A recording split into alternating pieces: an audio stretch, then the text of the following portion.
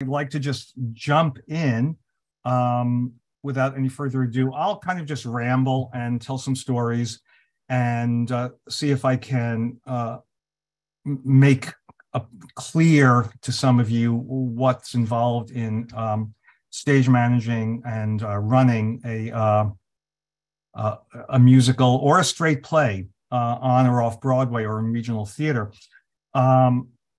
I should say that this lovely Zoom background and the PowerPoint slides that you'll see shortly are all a courtesy of my wife. And I should note that I could not have done this presentation without the support of the woman I love.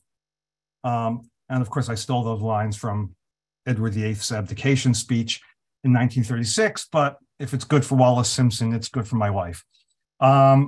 So anyway, let's just jump in and we'll leave time at the end for some questions, and I hope there are questions. And again, thank you all for showing up.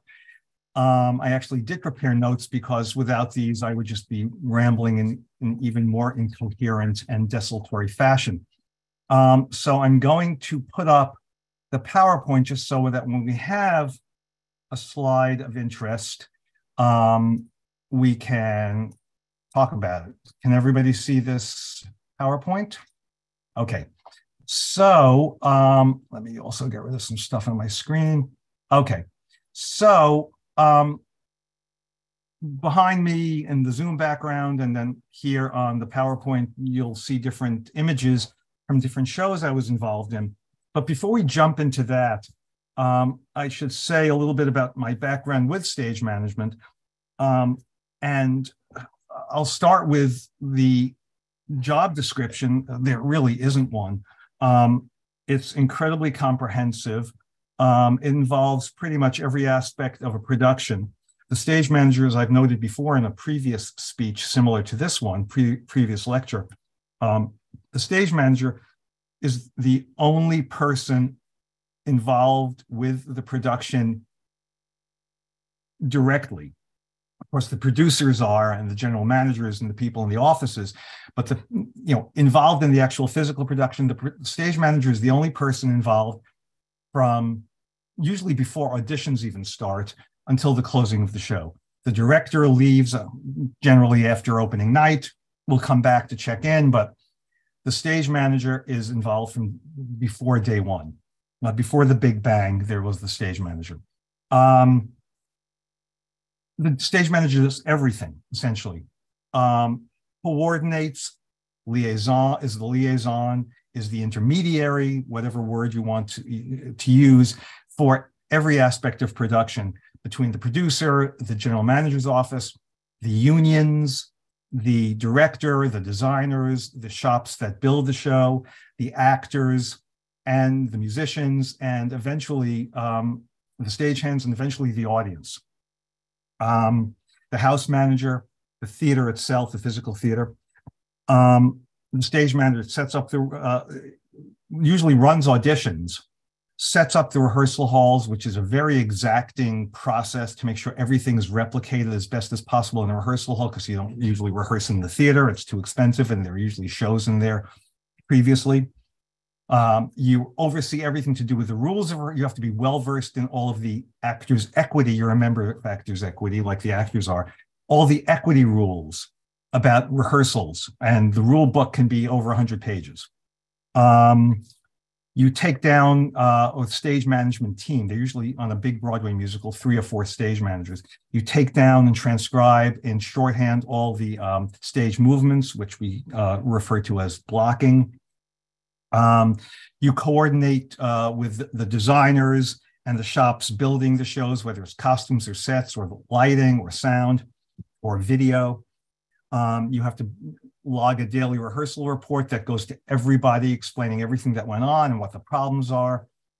You have to oversee script updates if it's a new play. You have to deal with discipline. And by this, I mean that, over time, actors, anybody on the show, an actor, a musician, a stagehand, can run into problems. There can be conflicts. You have to be the kind of wise Solomon to smooth, ruffled waters and sometimes kick some butt. You have to oversee the technical aspects of the show. You call the show, every cue, every light change, every sound effect, the start of the show to the end of the show, scene shifts, everything is being overseen by the stage manager, and happens only when the stage manager says the magic word, which is not please, it's go, for every cue.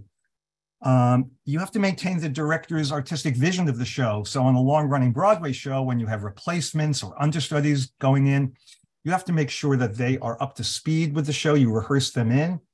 And then you have to periodically take notes on the show during performances to make sure that the actors don't start drifting, as actors often do. It's just natural. It's not intentional. It's just natural for actors to find their own little improvements to the show, but it may not be what the director wanted, and you have to keep the thing in line with the director's vision. Every night you have to write up a performance report, and you have to make sure that the prompt script with all the staging and all the other notes is accurate and ready for subsequent productions or for publication. And it goes on and on. So that's a little bit of what we do. The biggest challenge, I think, really the challenge varies, and there can be many challenges on any given production, but it has a lot to do with the chemistry of the show, of the participants. Much of it stems from the director's temperament, but not always. Actors have their own, their own personalities, and sometimes they can be problematic. Anybody on the show can be problematic, not just actors, but you can have a lot of temperamental folks involved in the show. You can have challenges with if it's a new play or a new musical, there can be just challenges getting it together, making the revisions necessary to get it in working shape to open. There can be financial problems. Whatever the challenges are, you have to contend with them and keep the peace. I mentioned earlier, and I'll talk about it more later, but I just want to say that calling the show, once you're in performance, you're on headset in this big console of banks of cue lights and monitors and different communications channels. It's really like you're captaining or the Starship Enterprise. And during the performance, you're calling every cue. Now, some shows, especially big musicals, are full of cues where you essentially don't stop talking and calling cues, lighting cues, fly cues, scenery moves. You may not stop talking for most of the show. You're on the headset talking to 20 or 30 different people backstage. Straight plays usually have fewer cues, not always. They can be very complicated straight plays, non-musicals. But you're talking all the time in a complicated show. But when you're in a slow, quiet show, you may hardly say anything, and boredom, even with a complicated show, after 20, 30, 50, 250 performances, you can get bored. On the Broadway show, you don't call every performance. The stage management team rotates. So you're not doing 8 shows a week yourself as the prime stage manager on the headsets.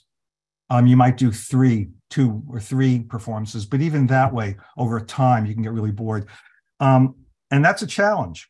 My biggest accomplishment came with a show that you see over, wrong side this shoulder, 80 Days. It was a show at La Jolla Playhouse, a new musical back in 1988 that I was the production stage manager for. And even though it ran for only 6 weeks, as Playhouse shows are limited runs, by the latter part of the run, it was an incredibly complicated show. It was a musical version of the Jules Verne novel with music by the great Ray Davies from the Kinks, the British group The Kinks. You get bored.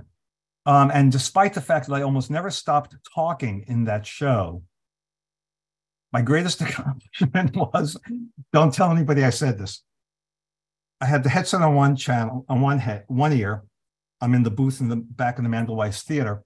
most Broadway shows are called from the wings off stage, but Playhouse shows are typically called from a booth in the back.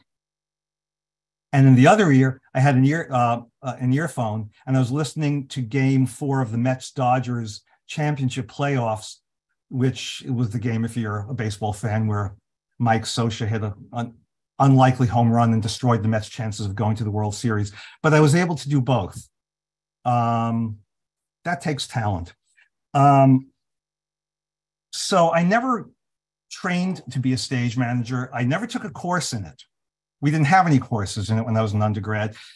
As I've mentioned before, again in the previous talk, the understanding was that most directors, which is what I was training to be, would stage manage early on academically and then in their careers, because that was looked as the preparation to be a director, because a director in theory needs to know everything and the stage manager must know everything. So you came up through the ranks that way. And I stage managed a number of shows in college and in grad school. And I went to grad school for directing, to study directing. But I never took a class in it. I just figured it out on the fly. I had wonderful mentors and I learned from others. Yeah, I'm just going to fast forward this so you can see some of the shows I'll be talking about today, although not the next show I'm going to be talking about isn't in here, but I'm going to talk about my first professional, very briefly, my first professional show that I was affiliated with came when in the summer after my junior year of college. And it was the second show on that playbill. It was the Williamstown Theater Festival, which, especially if you're from back east, you may be familiar with it. It's on the campus of Williams College. In the beautiful, beautiful Berkshires small town of Williamstown in upper northwest Massachusetts. And since the 1950s and up and through to today, they are the most notable, most successful and accomplished summer stock theater, getting the best talent from New York and Hollywood and London. It's not like a bunch of kids doing summer stock in the barn. This is some of the most sophisticated theater that you will see, and with some of the best directors, actors, writers, designers. And I was an apprentice there. And we did 8 shows in 11 weeks, which is dazzlingly fast. And I was assigned to be an ASM, an assistant stage manager, on The Good Woman of Szechuan, the Bertolt Brecht play that you see listed below. And it starred, she wasn't well known yet. She was known in New York, Olympia Dukakis, who would go on to win an Oscar some years, some more than 15 years later. I'm not sure what the year was. She would win an Oscar for her role as Cher's mother in Moonstruck, which is a delightful film if you haven't seen it. And Olympia had the lead in this Brecht play, and I was an ASM on it. And I had never worked with professionals before. I had stage managed just a couple of shows in college, but it was an extraordinary immersion because you're doing it fast. You rehearsed for like 2 weeks, and then you had 2 days of technical rehearsals. The show was big. It was big. And normally a Broadway show of this size would have 7 to 10 days of technical rehearsals. We had a day and a half, and you're up and running. And it was great. And I was the person assigned to go home after rehearsals with Olympia to her cottage that the actors were given cottages during the run. We lived in the dorms at Williams College, the apprentices did. And I would run lines with her because she had a huge part, and she was on basically all the time. And she played a woman who also, the woman character in the show pretends to be her man, a man who's an imaginary cousin of hers. So she has to play as both a woman and as a man. She wears a mask when she's portraying the man. And it was very hard, and a lot of words. And I went back to Olympia's cottage with her every afternoon and ran lines with her. And that's how I got to know her. And she was so lovely. And I thought, boy, if this is what professional actors are like, this is going to be great. Well, that's not what all professional actors are like. But Olympia made me rose hip tea I never had this, rose hip tea and rice cakes with peanut butter. I'd never had a rice cake either. That was my introduction to, alternative food as opposed to like, greasy cheeseburgers, which is what college students at the time generally ate. Anyway, it was a wonderful experience, and my first professional experience, again, during college. I wouldn't really have another exposure as a stage manager to professional theater for another 5 years. But I'll fast forward to, I was out of graduate school, where I went to grad school at Penn State, and I was out of grad school and I was in New York trying to find my feet as a, I don't know, stage manager, director. And I was working in one of New York's posh wine stores as a wine salesman because I had a fascination with wine. And through a family connection, I got this job at a wine store in the near the UN, East 50s, Sutton Place area of Manhattan. And one day, and I did a couple of what we call off Broadway showcases with some old friends from grad school, where you don't get paid and it's not a union job. I wasn't a member of the union yet. And but you learned. And we did it in the loft down in the Soho neighborhood. It was very, we're making theater, we're changing the world. It was a lot of fun. And it was a good learning experience, but no money. So I was working in the wine store. And one day I'm in the wine store, and in walks a friend from grad school whom I hadn't seen in, like, at this point, probably 4 years, because he had dropped out of grad school. He didn't want to continue. And he went off and did professional work as a stage manager, named Jonathan Weiss.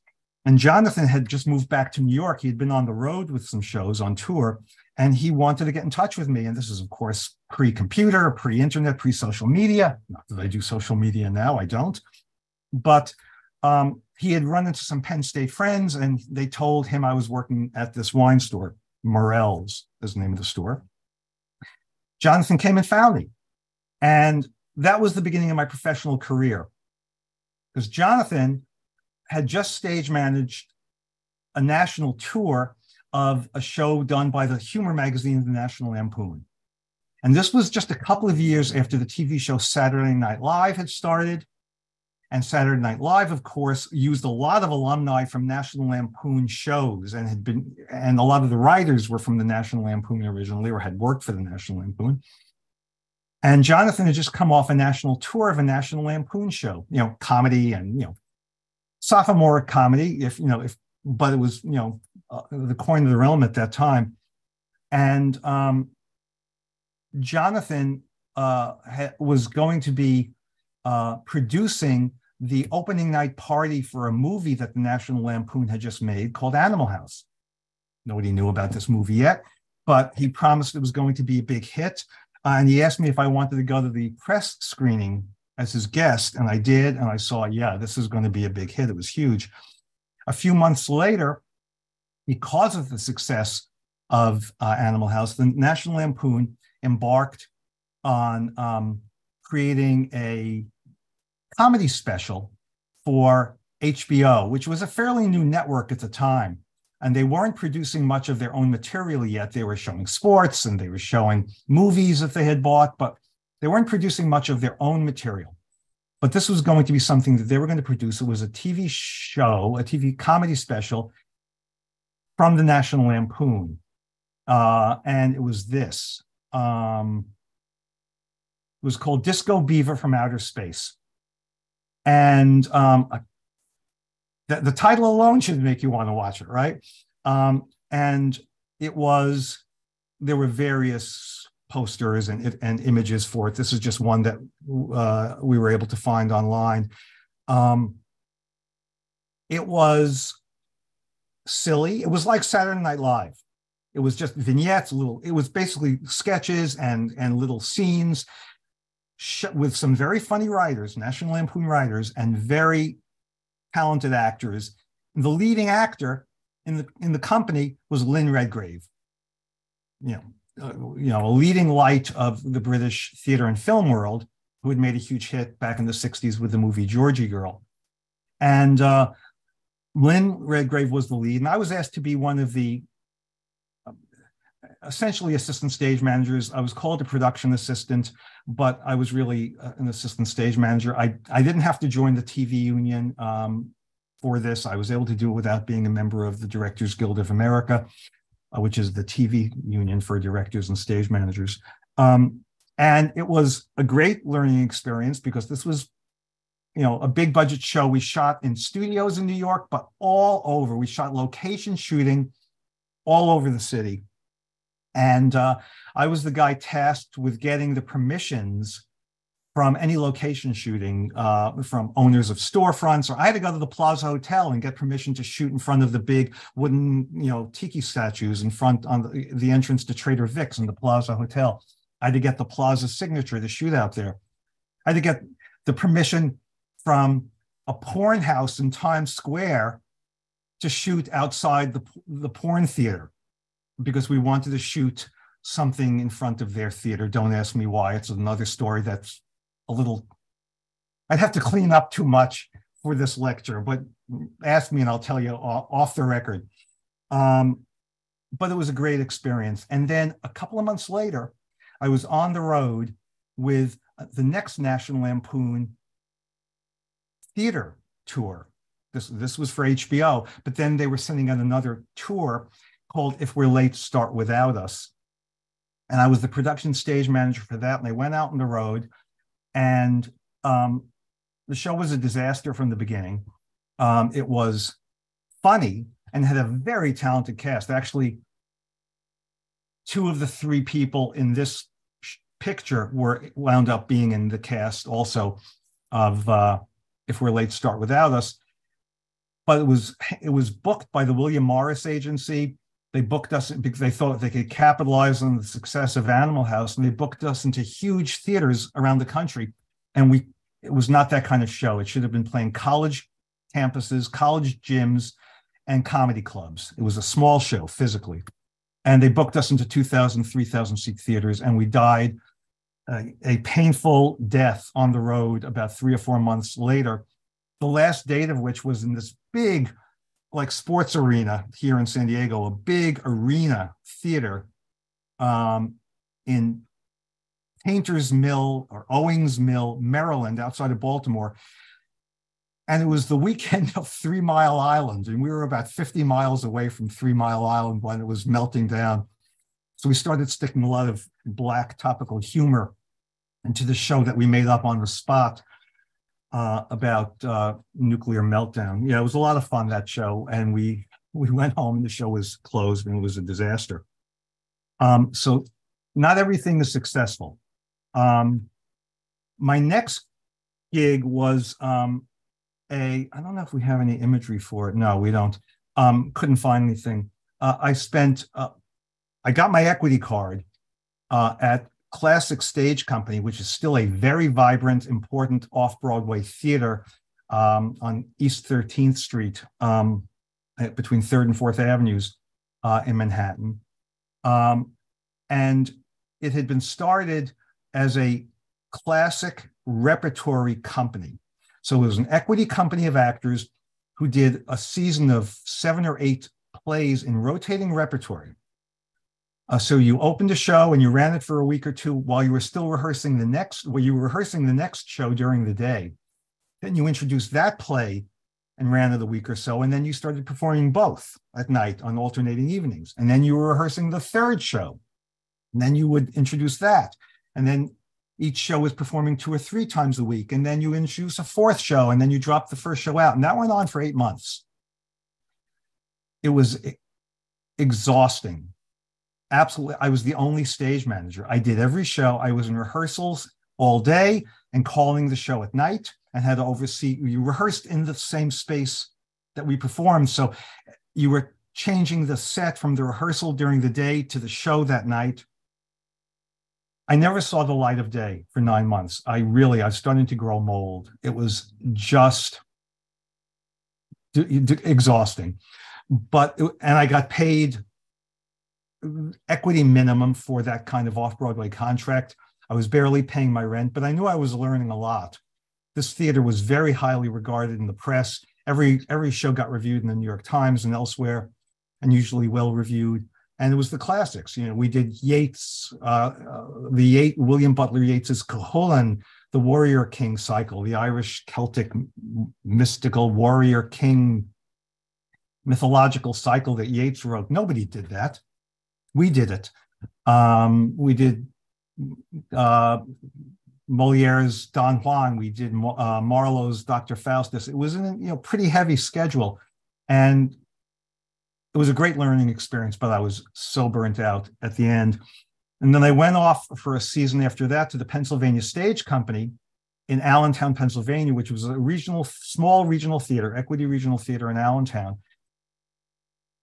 And I don't know if any of you have ever spent even a day in Allentown, but try spending 9 months there. And you'll understand what I mean when I said I could not wait for that season to be over. It wasn't a very well-run theater. There were some talented people, and we did some nice shows, but the only 2 little episodes that are noteworthy of 9 pretty boring months there were we were doing a world premiere of a musical of Great Expectations, musical version of the Dickens novel. It wasn't bad. It wasn't a bad script, and the music was actually quite good. But the composer, whose name I cannot remember, somebody could look it up. I didn't bother looking it up, and it's probably better not to even mention it. The composer was having a nervous breakdown as we were getting closer to opening night. And on the night of the last dress rehearsal, right before the last dress rehearsal, and we were going to open the next night, maybe it was the same dress rehearsal during the day and we were opening that night. It's a little muddy right now. The composer, it was a small orchestra because it was a small theater, maybe 6 people in the orchestra. The composer took all of the scores and absconded with them and ran off. The musicians had no music. So feverishly, our wonderful musical director, Philip Hall, started writing out just charts for every song, luckily it was only a handful of musicians, and he would be calling out notes and chords. He managed to reconstruct the whole thing. And they kind of had memorized parts of it, but it was literally up until the last minute. And during the show, the fact that they were able to play any notes was astounding, but the composer ran off with the score. Weird things happen. After that, I spent a lot of time doing this. I would spend this job I got again through my friend Jonathan Weiss, who got me the National Lampoon jobs, my old friend from grad school. The show started out, of course, Camelot originally was on Broadway in 1960, starring Richard Burton, Julie Andrews, and Robert Goulet. The great Alan J. Lerner and Frederick Lowe musical was directed by the playwright and director Moss Hart. And it was a big hit, not so much critically, but the audiences loved it. And then, of course, JFK said that, he loved Camelot, and they started calling the Kennedy White House Camelot. And so the show had a lot of cachet. And it was made into a movie in about 1967 with this same Richard Harris, whose face you see here. In 1980, 20 years after the original production, it was decided to do a revival on Broadway at Lincoln Center, which was considered a Broadway theater. And getting Richard Burton back to do it, because Burton had been the original King Arthur. And the return of Richard Burton to the Broadway stage was a huge event, right? They did 2 months or so at Lincoln Center, and they played a year on the road. It was ending with 3 months at the Pantages Theater in Los Angeles. But shortly into the Pantages run, which was sold out, they sold out everywhere, Burton had to leave the show because of health issues. And he just left.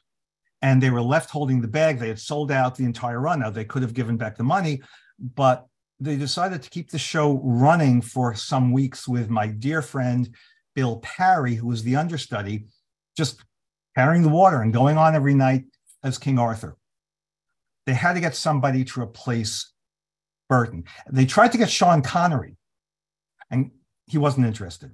They thought, well, What about Richard Harris? Now, Harris had been a stage actor early in his career, but then had become a very successful film actor with movies like This Sporting Life, in which he is terrific, and other films. And of course, he played the role in the movie. But Harris was notoriously difficult, and they were hesitant about bringing him in, but they thought, we'll make the overture to him and see. Harris bit. They were going to be paying him a lot of money. I forget what it was initially, but it was something like $50,000 a week, at least. And this was over 40 years ago. And he came in. At that point, he said, I'm not going to step into the role for a month here in LA and leave it. If I'm going to do all this work, I want to continue and I want to go back to Broadway. Book the tour for another year and bring me back to Broadway. And they did. And at that point, at the end of the LA run, some of the actors left. Their contract was up. They brought in some new people, including a new Guinevere, some new chorus people. They changed over some of the actors. They brought in some new stage managers. I came into the show in LA and joined it just after Harris had started performing. And I spent much of the next 3 years doing the show with some breaks because the show closed for a while. I did a show or two elsewhere, came back, did this. It was on and off. I did 3 different productions of Camelot with Richard Harris. He was difficult. And I have told, and will at some other point tell, some Richard Harris stories. Dealing with a star of that magnitude was a challenge because he was mercurial. You never knew if he was going to be benign, malignant, or somewhere in between, disengaged. And that's on stage too. He could be nasty to his fellow performers. On stage during the show, he could undermine their performance if he chose. It was very difficult. He could scream and yell, and his veins would throb in his forehead, but sometimes he could be very sweet and loving. He loved little kids. He was really a loving, backstage presence if somebody brought in a little kid, before or after the show. But he was tough. He was very difficult. The challenge with doing a show like that is the volatility of the star. You never knew from one moment to the next, let alone, or one day to the next, if you were going to see nice Richard or just bland Richard or vicious Richard. And it was exhausting. My predecessor, Jonathan Weiss, who was fired by Harris for completely made up reasons because Harris just decided to pick on Jonathan. I thought I was going to have an ulcer, or a stroke as the result of dealing with Harris's, viciousness, which is well documented. But Harris could be, you do a show like this for this long, and it takes discipline as an actor to maintain an even keel and to keep from letting the show drift. It was his responsibility as the star to keep things together, and he didn't. He started inventing things. I remember one day we were playing the big, what was then called the Metropolitan Center. It was the big 4,000-seat theater in Boston. We were there for a month, and it's now, I think, the Wang Center.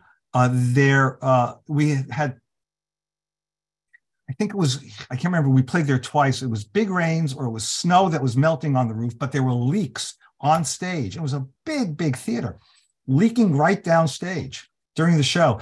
So Harris decided, for one scene, he came out with an umbrella. He brought out a garbage can. He was, playing to the audience. It was embarrassing, but the audience, of course, audiences love this stuff. So they lapped it up, but it was really difficult from an artistic point of view to maintain any semblance of, coherence in the show when the star is acting like this. I will tell one story on myself. Harris was notorious for, he would shut off the speaker. Every dressing room has speakers, so you can hear the stage manager saying, it's half-hour call, folks, ladies and gentlemen, half hour or 15 minutes or 5 minutes or places, please, which means everybody who has to be on stage at the beginning or about to enter at the beginning has to be ready. And the show is broadcast through the speaker system. So every dressing room backstage has it on. Harris always kept his turned off. He didn't want to be disturbed before the show. So you had to have a stage manager go in and say, Richard, it's 15 minutes. Richard, 5 minutes. Richard places. And you always gave him he had to be on stage, physically set behind the stage before the show began. He didn't make an entrance. He was seen coming through the curtains of a tent. So he had to be on stage before the overture began. And he was notorious for coming in late. He didn't care what time the show started if he wasn't ready. You wanted to start by 8:05. It could be 8:10, 8:12. And if you went past 11 o'clock, you were into overtime with the stagehands and musicians, and it was a long show. So you really had to get them out there. And it was always a challenge. One day we were doing the show, it was in Columbus, Ohio, and I was calling the show that day. And I went backstage and I gave him his call in his dressing room, and I said, Richard, places. And I went back to start getting ready to call the show, and I was ready to go back and call places again for him when I noticed him just walking in. He was early for him. And he was in a chatty mood, and he's chatting with the actors. And I was so surprised to see him. He sat backstage that I started the show. I gave, once you say the first words, house to half, go, where the house lights dim, it's like starting a car, taking the emergency brake off and pointing it downhill, and then jumping out of the car or trying to steer it while half of you is hanging out of the car. You can't stop the show unless there's a huge crisis. And I've had to stop shows on only a couple of occasions. I start the show, and it was a very short overture. We had abridged the overture from the original 1960 overture into like 40 seconds. And then the curtain would go up and you're on stage, and I'm going to show you what you would hear. Let me play this for you then. Let me stop the share on this, and let me just play this. For a second, because this is from the HBO version that you just saw the poster for. We shot it at the Winter Garden Theater after we returned to Broadway with it. And we shot it as an HBO special, my second involvement with HBO. I'm going to just start in the middle because here the whole overture is restored, and they had this ridiculous idea of showing New York scenes, and it goes into the theater and then you see the stage.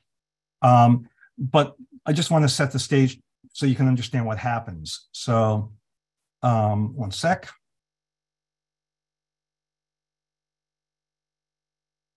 Okay, everybody can see this? Yes, thank you. Okay, full screen, and there we go. So you'll hear the music just kind of start, but oops.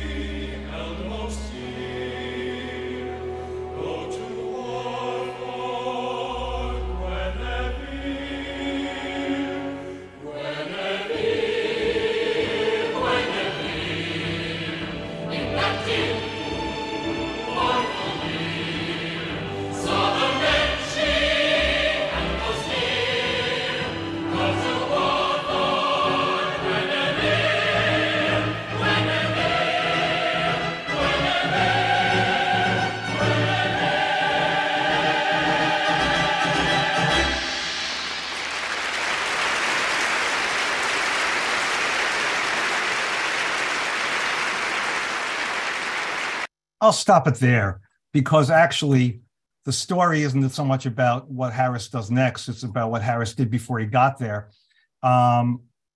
So you heard all those voices, right? Singing. Well, the chorus is on stage when the curtain goes up, scattered around the stage, dressed as soldiers, as knights, and as monks. The women were in monks' robes and hoods, and the guys were in knights' armor.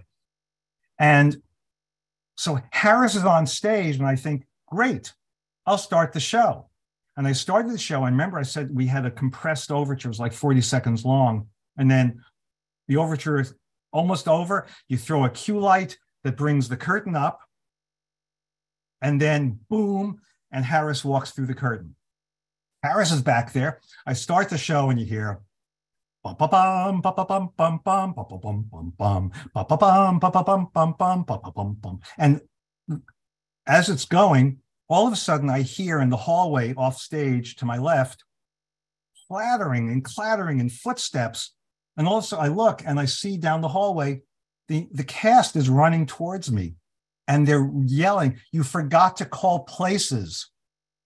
I was so surprised to see Richard on stage, which always happened well after I called places to the rest of the cast on the loudspeaker, that I thought, okay, we're ready. And I started the show, but the rest of the cast wasn't on stage.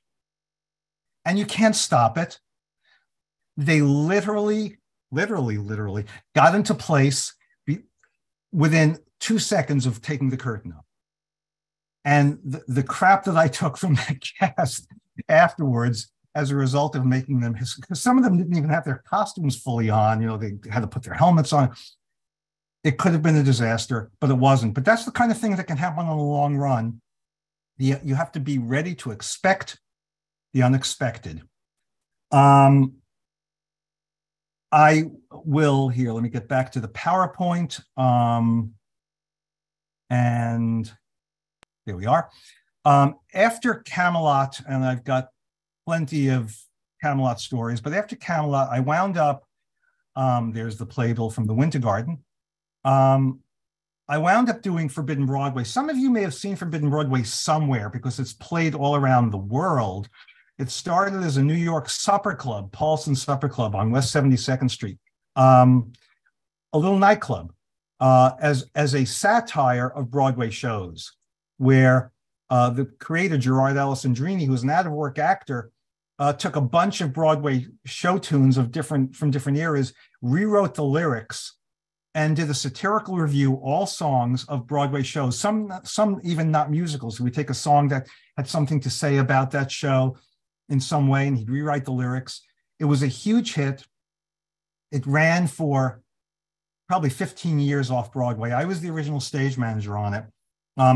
You can see, even if you know Broadway musical theater, that the image on the playbill, or Play Kill as it was called for this for Forbidden Broadway, is a takeoff on the just close before Forbidden Broadway started.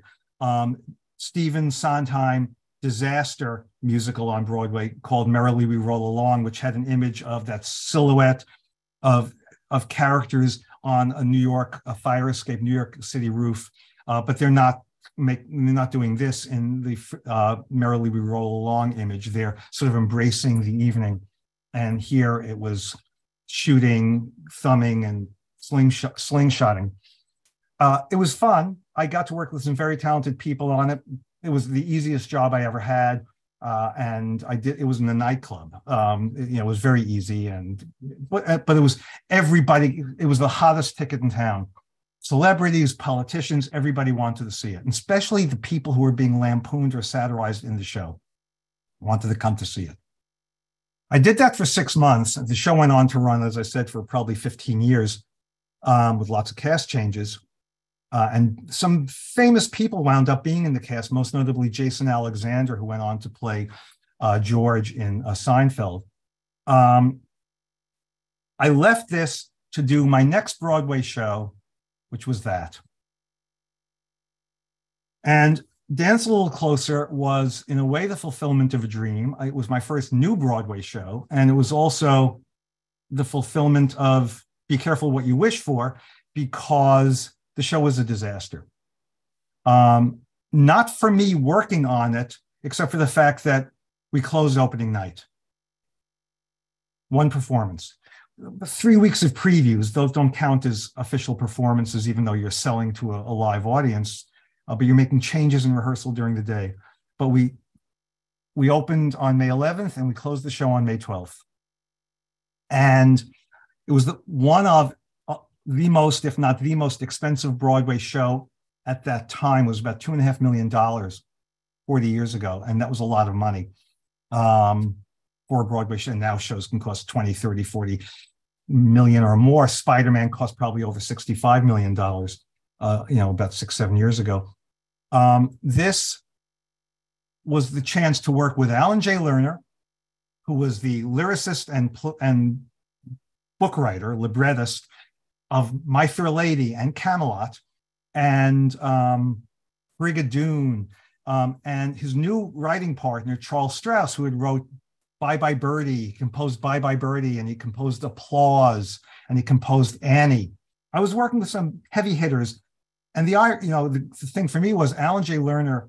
My Fair Lady was the first cast album I ever remembered my parents buying when I was a little kid. And I would listen to that show nonstop when I was a little kid. Charles Strauss wrote Bye Bye Birdie, which was the first play in 8th grade that I ever appeared in junior high school. So I had a connection to these guys, even though I had never met them. And this was going to be the next great hit on Broadway. It starred Len Cariou, the name you see on the left on the poster, who had been just a few years earlier the original Sweeney Todd, a very, very distinguished actor. George Rose on the right, famous Shakespearean actor and classical actor.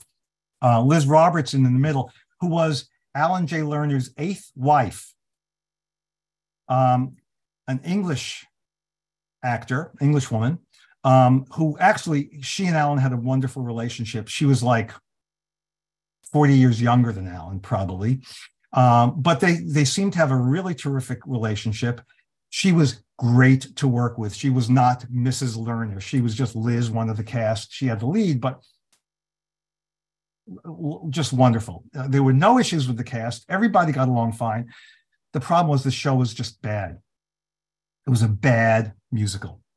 The book made no sense. The story made no sense. It's an adaptation of a Pulitzer Prize-winning play from the 1930s by Robert Sherwood, who went on to become one of FDR's speechwriters, called Idiot's Delight, which was made into a big successful movie with with Clark Gable. But it didn't work as a musical. It just did not work. And audiences hated it. It was embarrassing. The show was over-designed and overbuilt. And as much as everybody tried really hard to make it work, they couldn't figure it out. And during previews, when we could see the show up and running and realizing how it wasn't working, and it wasn't selling tickets in advance, that's the big deal. You can get terrible reviews, but if you have a huge box office advance buildup, you can sometimes weather those reviews and run for a while and hope that word of mouth continues to sustain your run, even if the reviews aren't good. But we weren't selling tickets and the word of mouth wasn't good. In previews, every day we'd come in to rehearse during the day before that night's preview performance. And we were hoping that Alan and Charlie Strauss would have major changes so that we could set the show right. And they made little changes. They were like little cosmetic changes, change this line, change. The whole thing needed to be rewritten and rethought. And the problem was Alan directed it.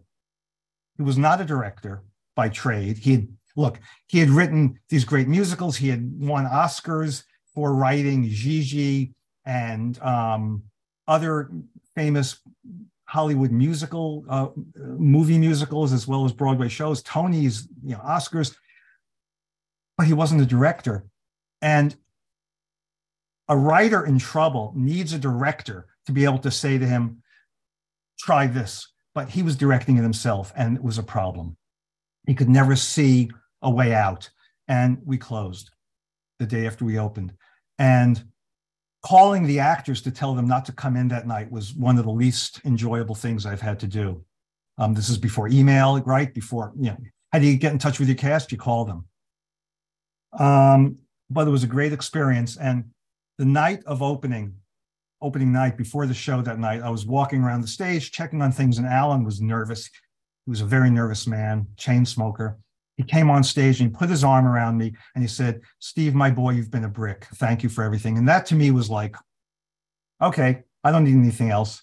And he wrote a wonderful memoir about the different shows he worked on. And he gave me a lovely inscribed copy as an opening night gift, which is still in my bookcase behind me. My next, there's the playbill, Big River, which was, as many of you would know if you were living and paying attention to La Jolla Playhouse back in the early mid-'80s, it was the musical version of Huckleberry Finn with a score by Roger Miller, who was the famous country western singer and songwriter, internationally famous since the 60s. Roger had never written a Broadway show before, but there's a long story about the genesis of Big River. I won't talk about that today, but it first started life at American Repertory Theater, which is affiliated with Harvard in Cambridge, Massachusetts, with direction by Des McAnuff, who was the newly minted at the same time founding artistic director of the second incarnation of La Jolla Playhouse, which had been closed for 20 years and was just starting up in 1983. Des directed Big River initially at ART in Cambridge, and then brought it to La Jolla in 1984 for the second season here to perform at La Jolla Playhouse as they were still getting it ready for Broadway, which happened in early 1985. I was not affiliated with the show in Cambridge or in La Jolla. I came to UCSD in large part because of my affiliation with Big River on Broadway. I was brought in to stage manage it on Broadway. And it was an exciting journey, not because I didn't think the show was great. I thought the show had some very strong things going for it. And if you had logged on to this Zoom call before we started, you heard a loop of the overture to Big River that I have listened to, probably 700 or 800 times. So if it drove you crazy for 10 or 12 minutes, imagine what it was like day after day for 2.5 years. But Big River was a fortuitous event in my life. I wasn't scheduled to work on it originally. I was going to be stage managing a national tour that was going to come back to Broadway of South Pacific, which hadn't been on Broadway since its original production in the late 1940s. But the Rodgers and Hammerstein estate was going to authorize a Broadway revival, and it was going to star Richard Kiley, who was the original Don Quixote and Man of La Mancha back in 1966-ish, 65, 66. And it was going to be a big deal, but they couldn't get the money together and they kept postponing it. And then I was offered Big River and I said, well, I had heard from people who had seen it in La Jolla the previous summer that it wasn't really good, but I figured, okay, a few months of work on Broadway, I don't have to go back out on the road, which I would have had to do with South Pacific, and I was tired of touring. So I said, I'll do Big River, and if it lasts for a few months, okay, it's another Broadway credit. The show luckily opened in a season with very little competition. It won 7 Tony Awards, including Best Musical. I don't think in a heavily competitive year it would have won that many awards, but it did.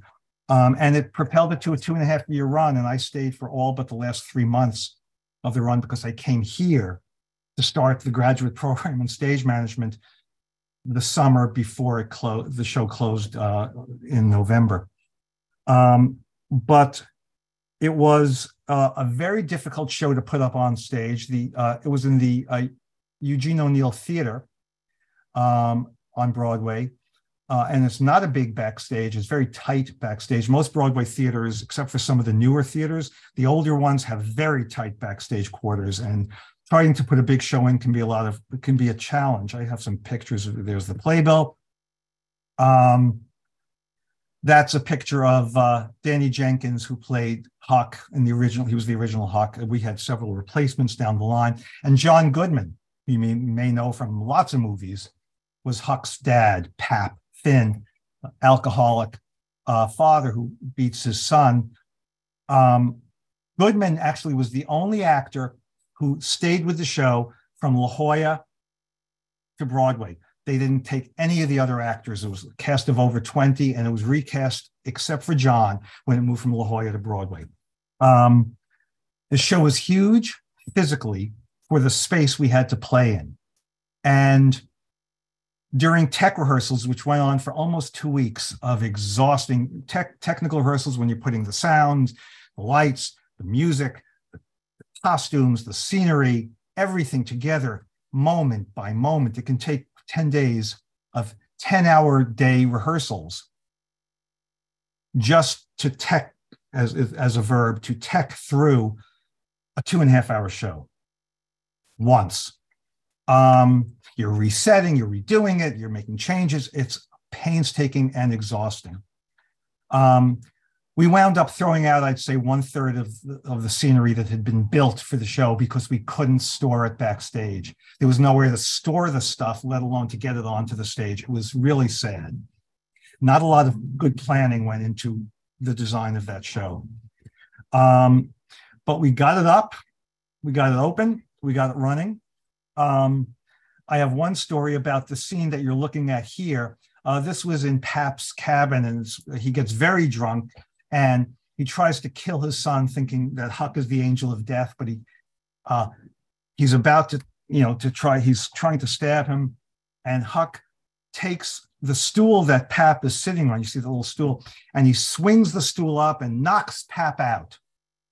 And then Huck decides to fake his own death. He kills a pig, spills its blood around the cabin, and then drags a sack to the river as if his father killed him and threw his body in the river. And then Huck runs off and, of course, runs into the runaway slave Jim, and that's how the adventures really begin. So we had staged it so that Danny, playing Huck, would grab the stool, and it was a real stool. It had to, John had to be able to sit on it, and he swings it up. It was all choreographed at Pap's face, and Danny's facing upstage and swings the stool, and John had a time, so he would just lift his hand right under his chin at the last minute or in front of his chin, and the stool would hit his hand, and so it made a sound like he was hitting him, and then John would stagger away and say, I'm tired, and he dropped into a stupor and fell asleep, and that's when Huck makes off. One night, John was taking Benadryl or something. He had bad allergies, were cold. And his timing was off by that much. And I was watching from backstage. I wasn't calling the show that night. I was standing watching from the deck in the wings. And I see, it was almost like it was happening in slow motion. Danny swings the stool. John puts his hand up, but doesn't get it there fast enough. And Danny clocks him in the chin. And he's swinging it. And you see John go like this. His head goes back, and you see him hold his chin. And he says, I'm tired. I'm going to go to sleep. And he staggers off, which is actually what he does in the show. And he comes off stage and he said, oh, man. And he is gushing blood. Danny just opened it up like this. The stool did. So we get John off stage. I got to get his understudy then into costume. Pap doesn't appear again, but John played a few other roles. We had to get his understudy ready to go on in the next scene, whatever the next scene that John appeared in. So that was having to happen. And I had to call 911 to get an ambulance there because we didn't have any way of stopping the bleeding. This is the stuff that can happen in a Broadway show. But we won 7 Tonys. We ran for 2.5 years. I went on tour with the national tour. That was a disaster. Again, it was not booked well. They booked it into the wrong theaters. The tour didn't last, but the Broadway show kept running. I think, I have more I could talk about because I haven't talked about shows at La Jolla Playhouse. There's another picture. That's Danny and Ron Richardson, a lovely man who died too young of AIDS, who played Jim. Ron got the Tony. Danny was up for it too, but Ron won. And I'd love to talk about 80 Days and a few other shows at the Playhouse, but I want to leave enough time for questions if you have any. So I'll stop there and maybe come back and talk about 80 Days. Here are a couple of pictures from that show if you saw it at La Jolla Playhouse in 1988. Huge musical. The Laramie Project, which was my great honor and privilege to stage manage the original production of the Tectonic Theater Company here at La Jolla Playhouse about the murder of Matthew Shepard. Beautiful production. It was one of the most rewarding experiences I ever had. And it was the only, at that point, the only time a straight play, a non-musical, sold out every performance at the Playhouse. And received standing ovations are like, easy now. Everybody does them. Any show, you get a standing ovation. This show got a standing ovation where the audience was walking out weeping because it was so moving. Beautiful, beautiful show. It was made into an HBO movie, which was not very good. They did away with the theatricality of the show. It was very theatrical. But it was a magnificent experience if any of you saw it. So let's stop here and see who's going to, if anybody, am I just going to take questions or? I can go ahead and monitor the questions. Thank you so much for that. That was so interesting to hear about. Wow. I learned a lot. I'm not very informed about all of these Broadway happenings, but the stories are very interesting. So thank you for that. Sure. Do we have questions from the audience members? You can, Christine. Yeah, thank you so much, Steven. Quite insightful. Yeah, and I assure you, next time I go to see a show or go to the theater, I will look at it with very different eyes. My question for you is, how much leeway do you have in actually choosing the kind of play that you are going to show? And how far is this kind of linked to certain messages you want to get out to your audience and to the public in general? And a concomitant question to that is, how much leeway is there to adapt the story of a play, name it Camelot or Bertolt Brecht, in order to get a more contemporary message to your audience? I hope that's a fair question. Sure, thank you. It's good to see you, Christine, and thank you.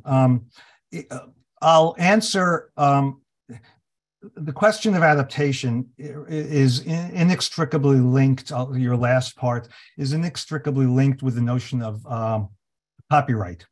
So if you're adapting an existing show, if you're taking an existing work, whether it's a story or a movie or a play or a novel or a newspaper article or anything else that's under copyright, and you're adapting it into a musical, you have to get the underlying rights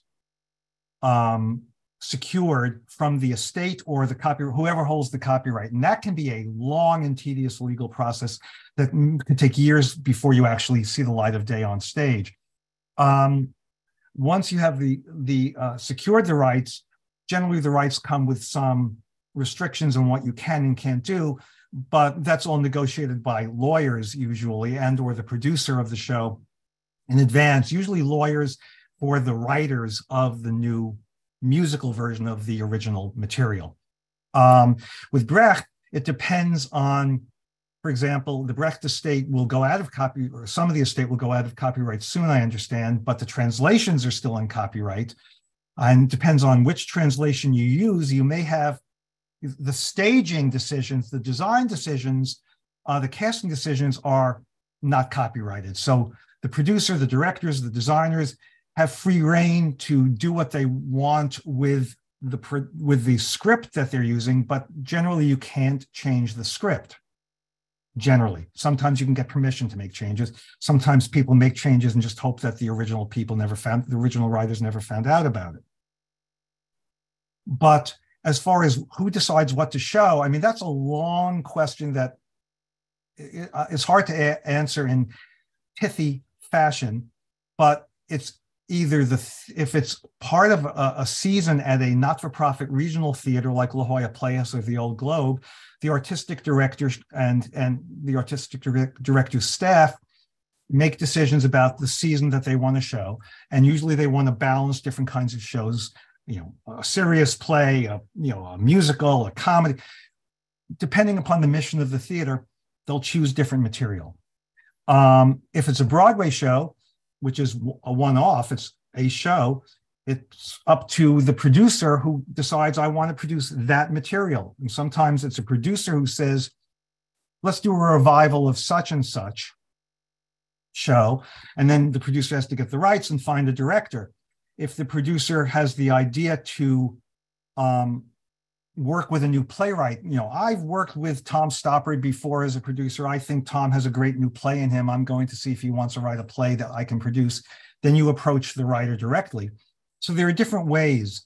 The spectrum of from entertainment to serious, light, frivolous entertainment to serious and heavy theater runs the spectrum, the gamut of shows of that sort. So it really depends. But thank you, Christine. Is that Larry Carter have a question? Yes, it is. Thank you. Go ahead, Larry, and unmute yourself. Yeah. First of all, I just want to mention that Theater World, part of Osher Lifelong Learning Institute at UCSD, is going to be putting on Laramie Project in about a month, and I'm really excited about it.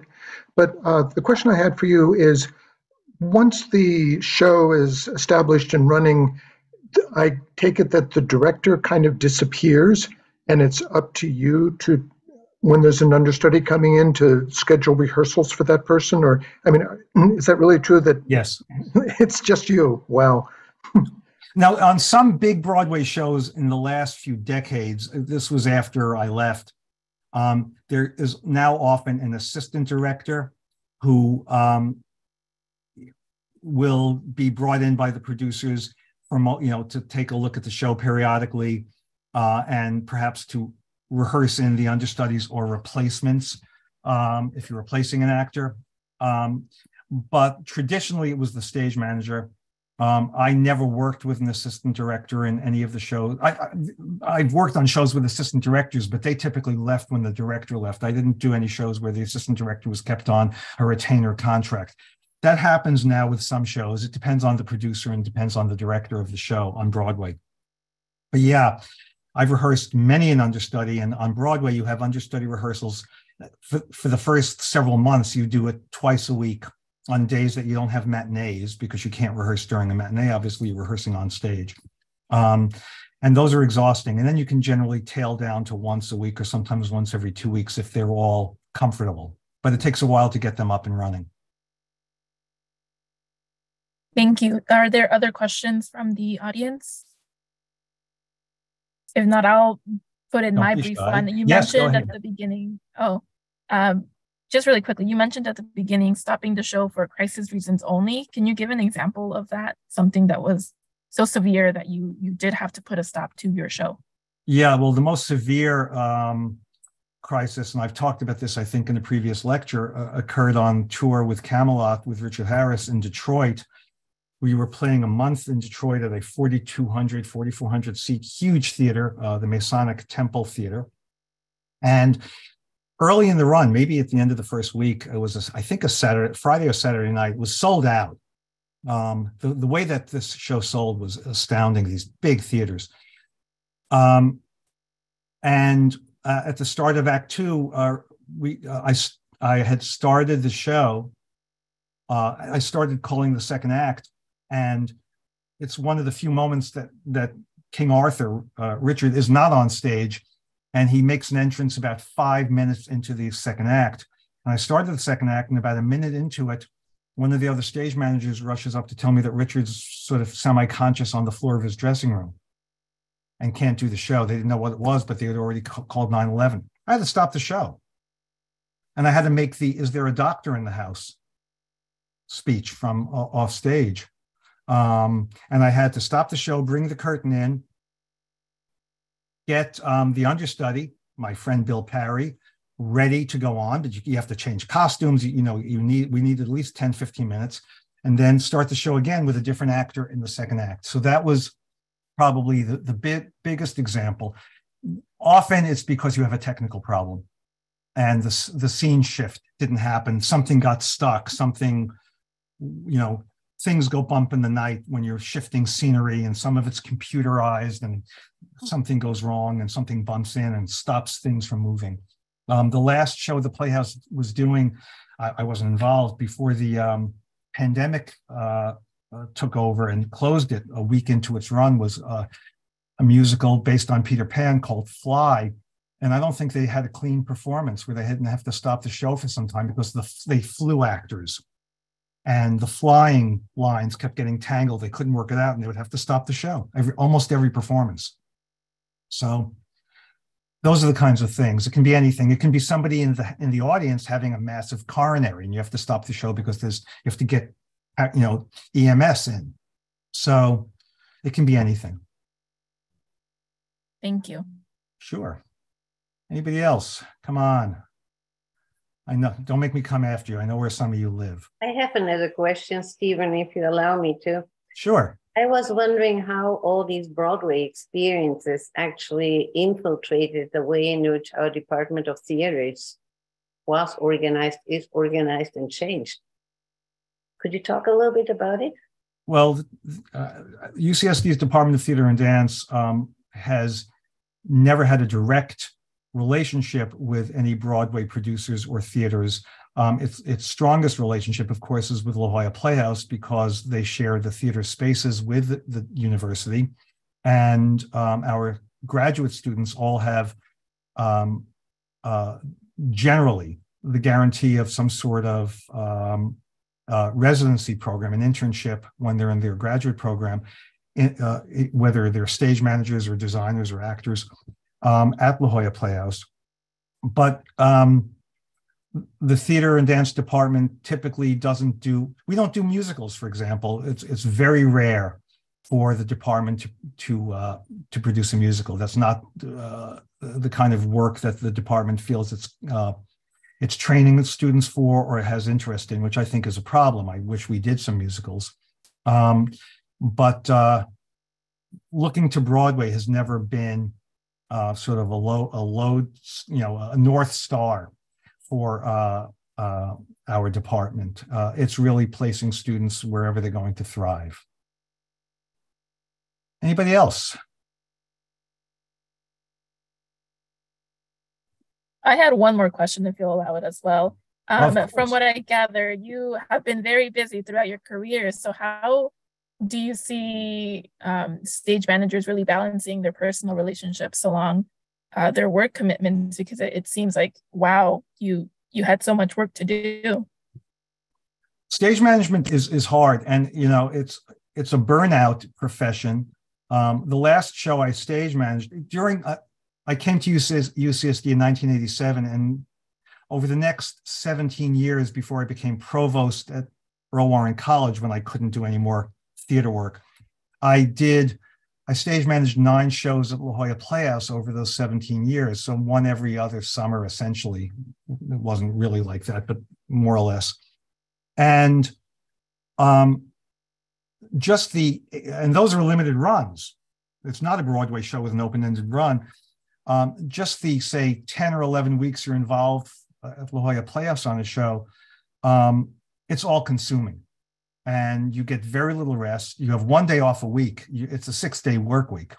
And the unions are trying to change that now to be a 5-day work week, which will have huge financial repercussions on the producing end. But it's a 6-day work week, and it's 12, 16-hour days until you open.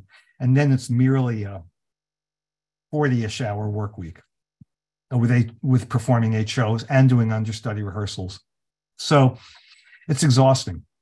You have to find some balance. You have to, as they say, have a life or get a life, and that can be challenging. You're in dark spaces a lot, so you need to be out in the light as much as you can be. Anyone else?